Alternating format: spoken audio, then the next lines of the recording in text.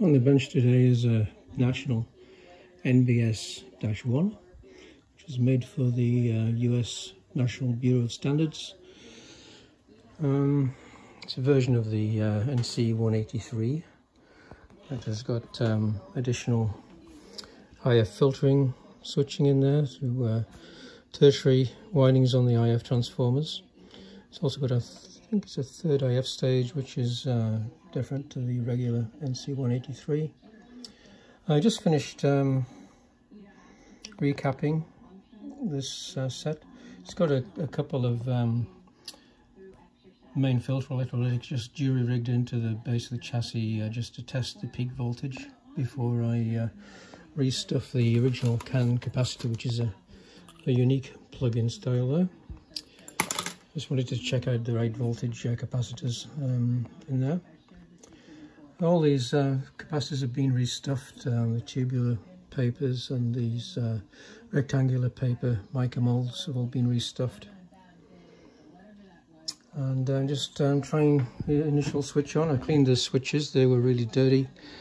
And I sprayed a little fader lube into some of the controls. The tone controls actually jammed almost solid, so that probably needs renewing. But it's working. I've got it on broadcast band at the moment. Find a way to move your body and distract yourself of some of that stress. Sometimes when writing on the back of your truck, we also provide music.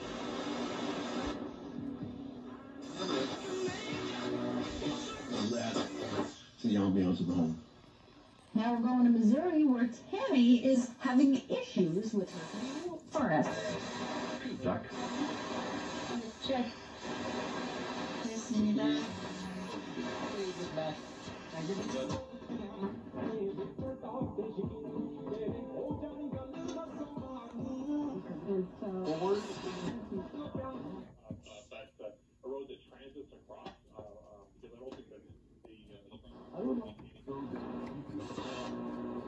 So that's not bad for the first switch on. The HD voltage, B plus voltage rather, is probably around about 350 volts.